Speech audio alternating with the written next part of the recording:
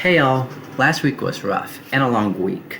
So, no matter which political party you side with, it's time to take a few days to take care of ourselves. Let's check out some of the helpful resources that the university provides, like HPAC, which provides students with wellness resources, and you can always book an appointment with them. The Counseling Center is offering virtual appointments in this time of COVID, and they also made a really handy election stress survival kit, which is you can find on their website. And remember, finally, we're all human and we should all do our part by loving each other and listening. Now, it's time for today's podcast.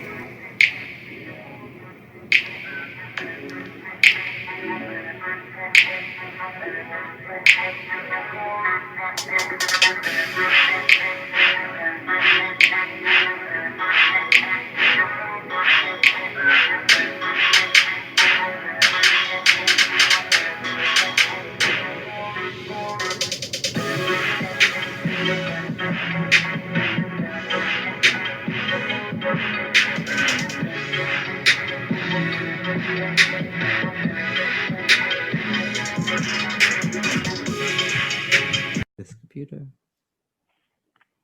All right, this is episode 3 of CSI the podcast, and my special guest is Lauren. Hi, Lauren.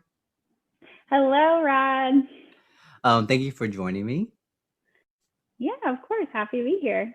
All right. So I think a lot of people know, have heard of you. You've been in for like, what, 6 months, but you made a big splash so far in the world of CSI, student involvement. But why don't you just tell us your role, your responsibilities in student organizations you work with? Yeah, sure. So I'm the assistant director for program initiatives, which basically means that I try to plan really fun events for American University students. We've done Welcome Week this fall, which included drag bingo. We had Jazz in the Gardens virtual edition. We've also done some DIY with CSI events this semester and a couple of trivia nights and things like that.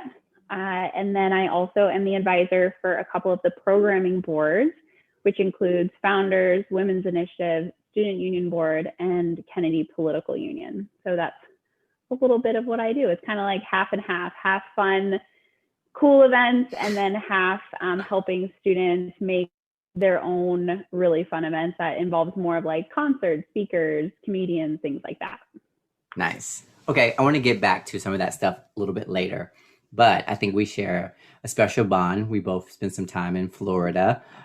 Um, so I like to ask my guests like their time, how did they get to American University? So their time in higher education, how did they decide on this as a profession and so forth. So wherever you want to start in that big open question, go for it.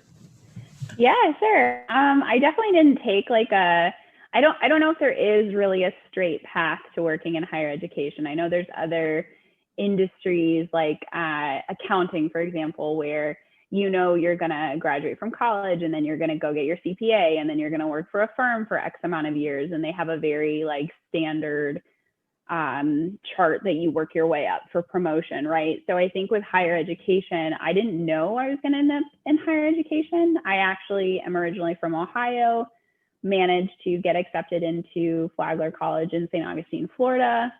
I started a job in the Office of Special Events at Flagler College. And I always knew I wanted to be some type of event planner. I had like a lot of the organizational skills and I really liked being behind the scenes and throwing the party and like seeing everyone having a really great time and being responsible for that, but not necessarily being the one that's on stage or having to, perform for other people. So I joined that office and I worked there as a student all 4 years of college. And then I basically, when I graduated, I worked for a wedding venue for a little while. Absolutely loved that. I love weddings. I still, there's a little while there where I like planned some friends' weddings and helped them plan their own weddings, some family friends and stuff like that. And then my old boss from Flagler called me and was like, hey, I have a position. Do you want to come back? And so I ended up working in the office as the events coordinator, just helping with some smaller details with the events that they do for the college. And that office really did, it's a much smaller college. So they did the gambit on presidential events, alumni relations events.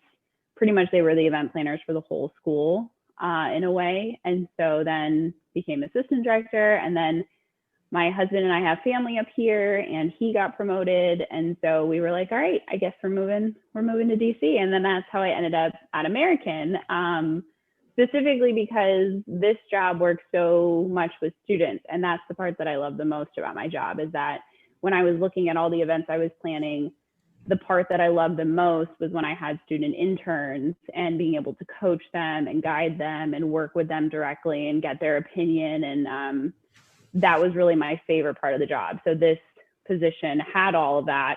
I was like, I want to go there. Okay, so not a traditional higher education experience like some of us in the office. But okay, so wedding. What is the craziest wedding you've planned, or what's a crazy moment? I mean, I think almost every part of weddings is crazy. It's just, I think, well, oh gosh, that's such a hard question. Every wedding has its different elements to it. You can say bridezillas. You can say it's the bridezillas. It's fine. I really never had too many bridezilla moments. I won't lie. I think a lot of times it's the outer family that ends up being a little crazy, where you get to the venue and you're just trying to do everything you can to keep everything in order. And I think the craziest part about weddings to me is when you're on the event planning side, is anyone will ask you a random question about any point at any time in the entire day, and they expect you to know every single detail about this wedding that's happening. And when you're an event planner and you're doing 4 weddings in a weekend, you're like, hold on a second, let me check my notes. And they look at you like, wait, you have to check your notes to know this tiny detail? And you're going, yes, weddings are a lot of small details that are very customized to that couple that's getting married. And but a lot of them, I think, there's just a lot of moving pieces constantly, but that's also my favorite part of them. So I don't really see weddings as being too crazy, because I like how, even though there are so many moving parts, the greatest part of an event planner is the end of the night when you're watching them leave and the couple has had a fantastic time, because everything from their point of view came together perfectly. Now, whether everything came together perfectly behind the scenes is a totally different story, but as long as the couple feels like it did, that's what matters. Right. Okay, so this might not be the best connection, but I do feel like planning a virtual event, like bringing in, let's say, Dr. Fauci to campus and planning a wedding, there's some similarities there. So how do you prepare your students for like those last minute questions, and kind of like when you're an event planner, there's a lot of things that are going and you have to look at your notes and things like that, like you mentioned before. So how do you train your students to be ready for those moments, or can you train anybody to be ready for those moments? Yes, it's definitely trainable. I think the biggest thing with anything that comes with events is organization and having those organization skills. And a lot of that, I think, is leading as well. So on the one side, when you're having an event, it doesn't matter how small or how big it is. What really matters is can you identify the correct people that need all of the information? And then are you able to successfully communicate to those people what their role is and what you're asking of them and what they're expecting from you? And are you able to deliver that? So a lot of that is just organizational, of planning ahead and being able to say, okay, X plus Y equals Z, and I need this from this person, and this person needs to give me this. And that's how it all comes together at the end. And then a lot of it's practice. I know with specifically Zoom webinars, my students and I have done a lot of practice sessions, because anytime that you're leading something and you're not 100% sure, when it's something that you can practice, why would you not? So we've been doing a lot of webinars and practice webinars and making sure that people who especially are visual learners can actually go through and click the buttons themselves and understand, oh, if I press this, this is what happens, or like, this is what the audience can see if we do, this. So that's been a huge part of it as well, is just practice.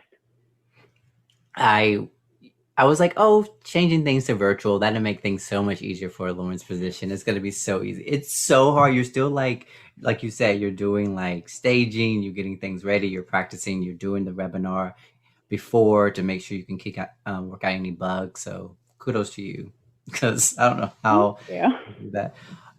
Okay, so you planned a heck of a year to move to a new city, a new state.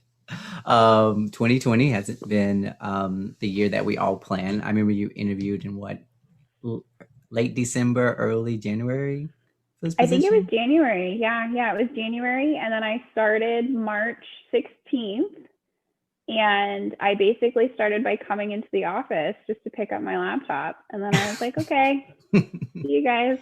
Yeah, that was crazy. Okay, so coping in 2020. So you have been the brainchild behind a lot of the DIYs, a lot of the virtual events, like we mentioned before, in programming. You also do yoga. That was like one of the first Mm-hmm. IG posts we did for CSI was the yoga and my fitness one. So what have you been doing? Like, what have you been doing in 2019 to stay sane?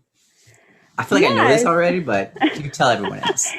So my husband and I moved around a lot. I think it's very relatable that we were trying to save some money.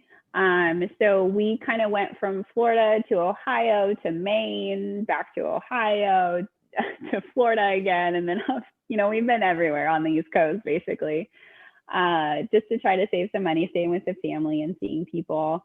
And I think that the thing that has kept me sane is we did move into our own apartment now, so being able to like be with our stuff and organize, and I have my own desk now.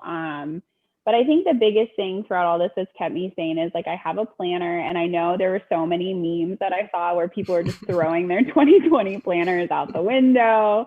But being able to actually sit down and keeping track of the date, I felt like was so hard, especially at the beginning, because you're like, does it even matter that it's a Tuesday? But Yeah. being able to sit down and look at the dates and make lists and trying to stay organized and understand that whether or not this ends in a month or in 6 months, like you got to keep going, you got to prepare, you have to learn as much as you can, even though it's virtual. I have talked to a couple other people that have also started positions during COVID, and it's definitely not easy, but you got to be grateful for what you do have. Yeah, that's fair. I like that. So you create a lot of crafts. You do a lot of things every day. You're like knitting something when we're in a Zoom or making something. What have you always been this creative? Have you always been like back in Ohio? Were you like the little girl that was like making things for everybody, like mud pies? Yes, I've never made a mud pie, but What? It's great. You should I've try it one never day. made It's one. so good. I think I started with scrapbooking.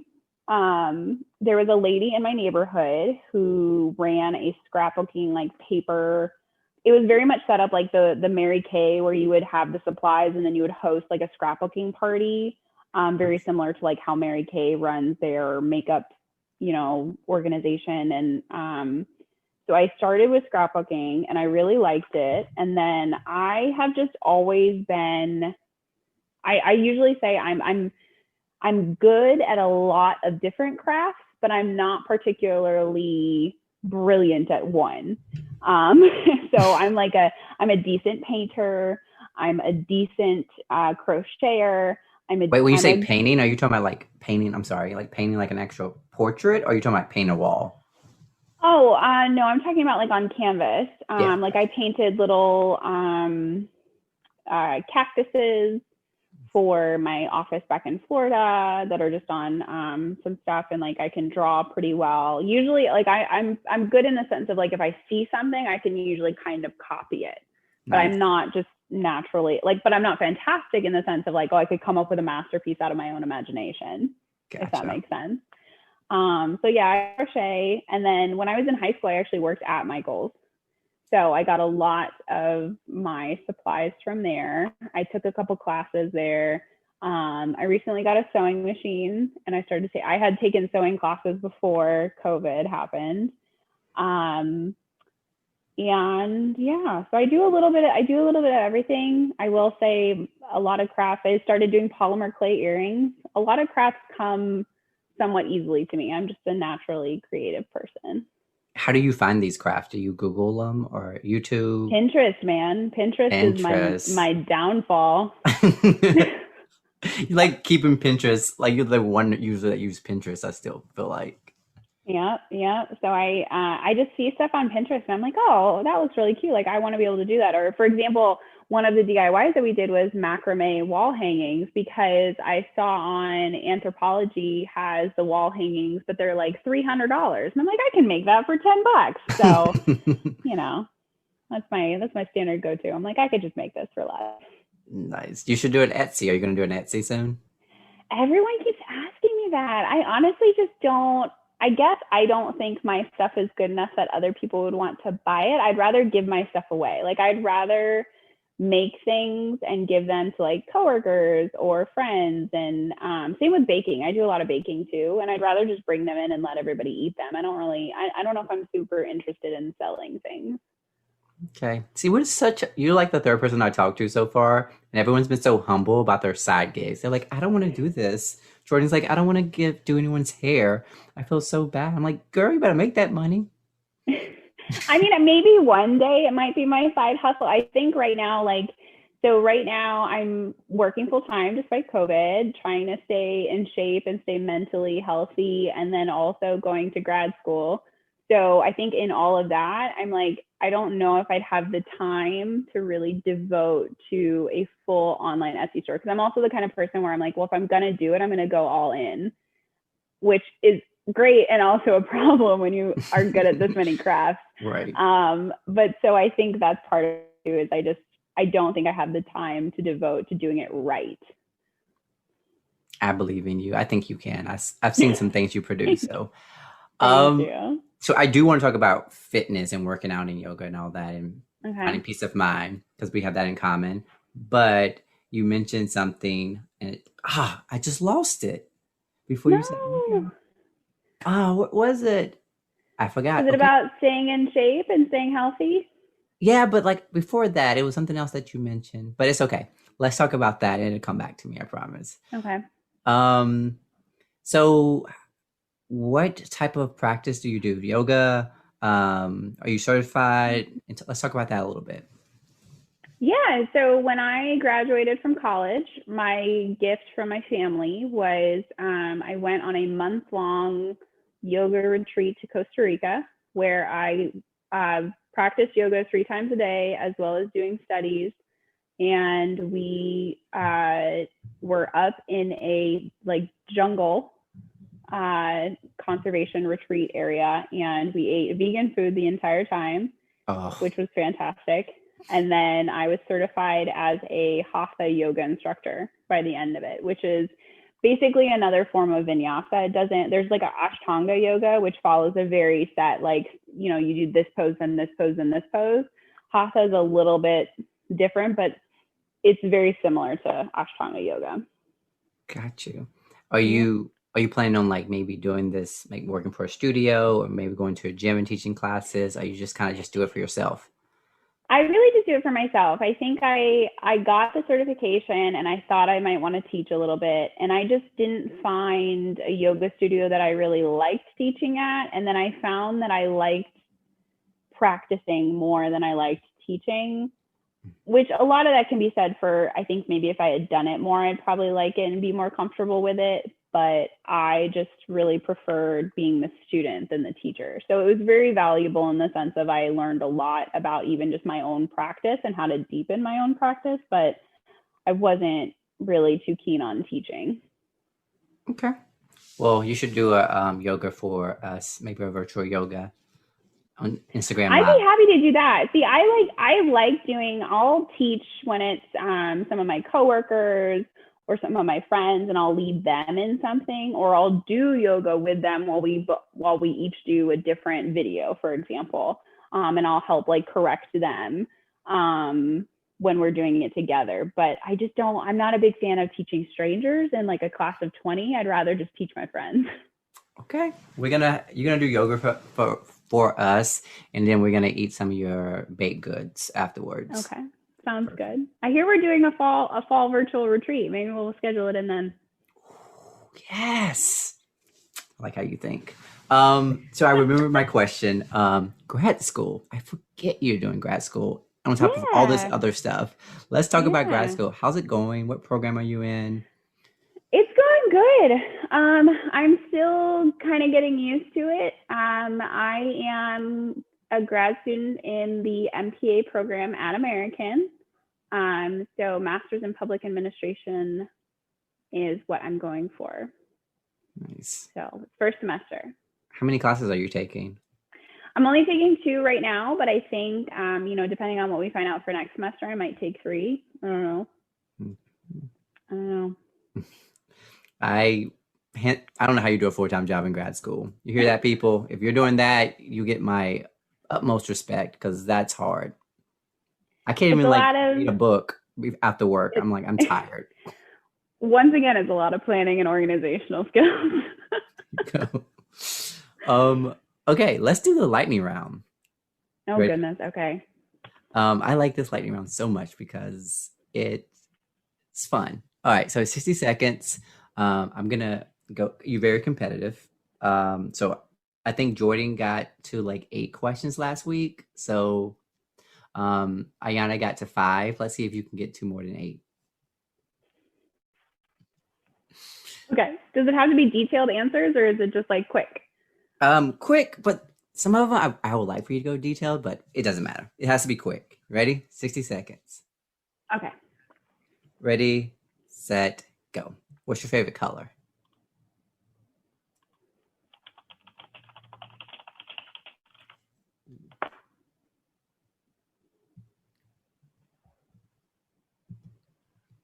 What's your favorite color?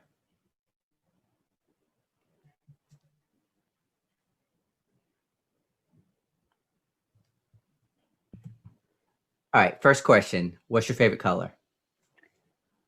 Blue. What's one thing we don't know about you by just looking at you? I have no idea. Oh my goodness. I really don't know. I We'll have come freckles. back. No, you can. Okay, thank you. Favorite actor? Emma Watson. Emma Watson. Okay. What's your favorite brand of coffee? Oh gosh, I like anything strong. Anything that's strong coffee, and I grind it myself. Nice. Favorite season or time of year? I don't care what the temperature is. If it's sunny outside and I can go stand in the sunshine, I'm good. One thing you cannot live without. Is it a thing or a person? It can be both, thing or person. I'd probably have to say my husband. I got to get some points. Good answer. Good answer. One place you want to travel. I really want to go to Bali. Mm. All right, and then final question. We ran out of time, but I want to ask you this question. One thing you want to do before 2020 ends. Oh gosh, I don't even know. I feel like I've been doing a lot. Okay. Like I've seen all my family. I hadn't seen my family in so long because of being in Florida, and now I've seen them. Like I went and lived with them for 6 months, so I feel like I'm good. I had You're all my done family time. for like 3 years. Okay. So not final question, but before we end with the final question, what are some highlights from this semester? You want to highlight about your programming boards, your programming groups, and then what's something that you're looking forward to for the spring? Ooh. So I loved this fall's drag bingo. I definitely think I want to bring it back in the spring because it was such a big hit, and the drag queens that we brought were fantastic.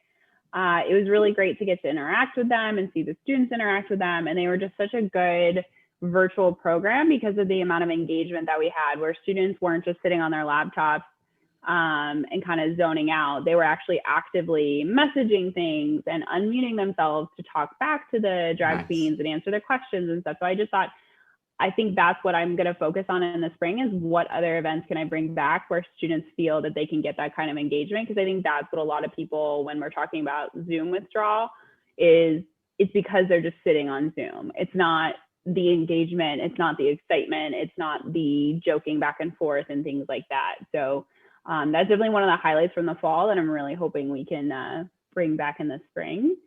And then as for my students, I'm incredibly proud of them. I know a lot of them were very nervous about going into this fall semester with, they're tasked with bringing in programming for the AU community. And I think specifically, Women's Initiative and Sub has done really well. I think transitioning into virtual, they've got the handle on it now. And so I'm really excited to see what they do in the spring now that, that initial hurdle of learning is kind of done with. And then KPU specifically just has some great speakers that they're thinking about bringing.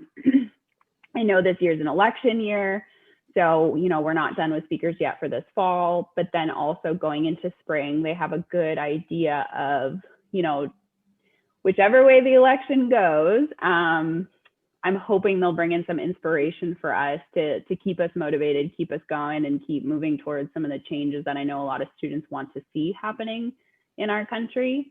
And so I'm really looking forward to that as well. Did I answer all the questions? You did. Okay. I think you guys should get Mariah Carey. You should definitely get Mariah Carey. Oh, my goodness. Unfortunately, I try not to influence too much who they're bringing. I just told them that there's only like a couple where I might pull rank and be like, I want to be in on this one. I want to interview this person. So there's a couple that I'm really hoping from the list that I got to review. I'm very excited. Ooh, this makes me excited because you guys have some great speakers come in. So I know, because we had Fauci. That was a great conversation. Yes, definitely. I'm looking forward to it. Oh, I was talking to Jordan last week, and we were talking about when Dr. Fauci's phone rang, and they were talking. I was like, "Who is it? Who is it?" And we just found the president had COVID, so I was like, "Answer the phone." Well, he had been on the phone with somebody from the White House before he got on the American University call. So I was like, this is real life, guys. This is what happens. Oh my God. Okay, final question. What inspires you? Let's see. What inspires me? I think on a daily basis, probably the fact that I don't know. I'm at a place, I think, in my life where I didn't think I'd ever get to. I didn't think I'd ever be in grad school. I didn't think I'd ever really, I've never been the best student. So I surprised myself graduating from college. I surprised myself getting into grad school. So I think that kind of motivates me, just seeing where else I'm going to go. And that's really interesting. But I think mostly my family motivates me, because they're very hard workers. My brother works on a farm, which is an incredibly hard work, with my sister-in-law, and just there are a bunch of people that are doing what they can to live very happy and fulfilling lives. So I wanna be like them. Nice, I like that. Yeah. Well, thank you for joining me for this episode 3 of CSI the podcast. I love this conversation, and I love that I get to chat with you guys, and even though we're virtual. So I learned a lot more about Lauren today. Yeah, thank you for having me. This was a lot of fun. No problem. All right, take care.